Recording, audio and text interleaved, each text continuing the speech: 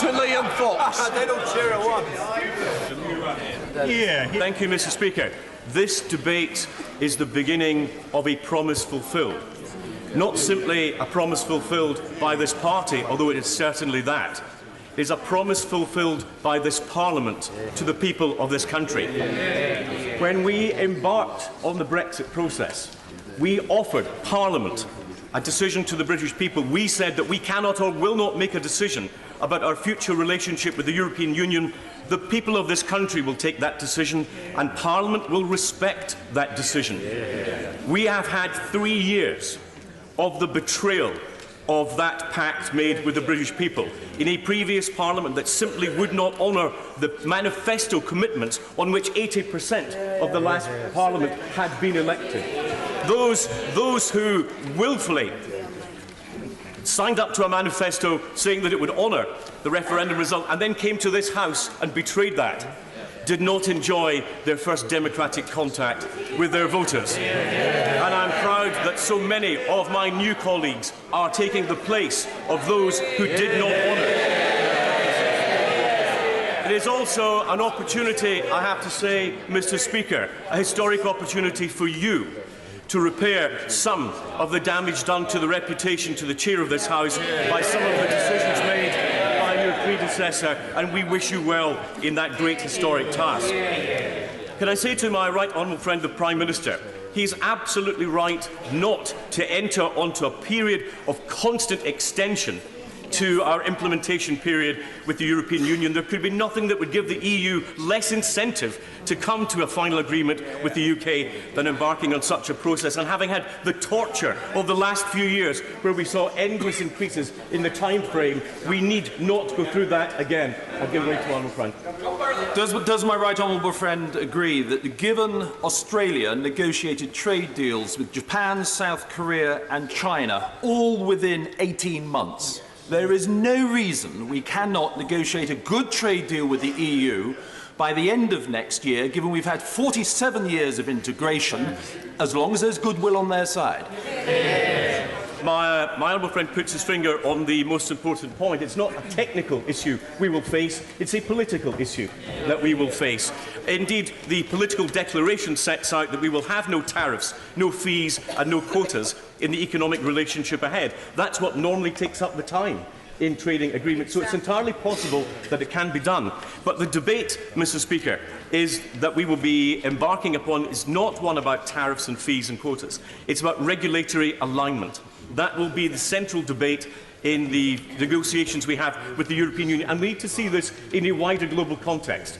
At the WTO meeting in Buenos Aires, it became clear that in the global trading system there are two ways forward. One is the concept of harmonisation, a highly legalistic, regulatory means of doing business that says this is the way we do it today, therefore this is the way we'll always do it in the future. Against that, there is the wider concept of outcome-based equivalence, which says, yes, we know what standards we need to meet, but we want to find our own ways, our own rules, our own efficiencies in achieving that particular outcome. And the EU is now in a real minority. It is virtually only the EU that takes the route of harmonisation. And there are those in the forthcoming negotiations who will say that for access to the single market, Britain must accept dynamic alignment. In other words, we must automatically change our rules in line with the EU. Can I say to the Prime Minister, he will have 100% support from the Conservative Party by ruling out any concept of dynamic alignment, which would leave Britain in a worse place in terms of taking back control than we actually have as a member of the European Union. Mr. Speaker, this debate that we are embarking upon is a clear choice. There was never at any point in the European debate the option of maintaining the status quo, because we either had to embark on our own course, controlling our own borders, our funds, our own future, or we were tied to an economic and political model of the European Union that's utterly dependent on ever closer union. I never have believed that ever closer union was in Britain's national interest. And if the bus has got the wrong destination on the front, then the best thing to do is to get off the bus, which is what the British people decided to do. I give way to my honourable friend. I agree with my right honourable friend. Does he not recall that the Leader of the Opposition spent his time sneering at the standards in the United States, a democratic and advanced economy. But one of the points that he was making is correct. If you look at their standards, when it comes to campylobacterial infection and also salmonella, they have fewer deaths per capita than the UK or the European Union. They get there by different methods, and they get there better than we do, so we should stop sneering. Well, I hope that my right honourable friend will forgive me if I don't take too much notice of an anti-wealth, anti-American, anti-trade, tired old lefty rhetoric that we get from the soon-to-be forgotten leader of the opposition. The debate that we have, Mr. Speaker, is a very clear one. The Prime Minister is leading Britain in a direction which will produce a confident, outward-looking European Union. To many of us, leaving the European Union wasn't because Europe was foreign.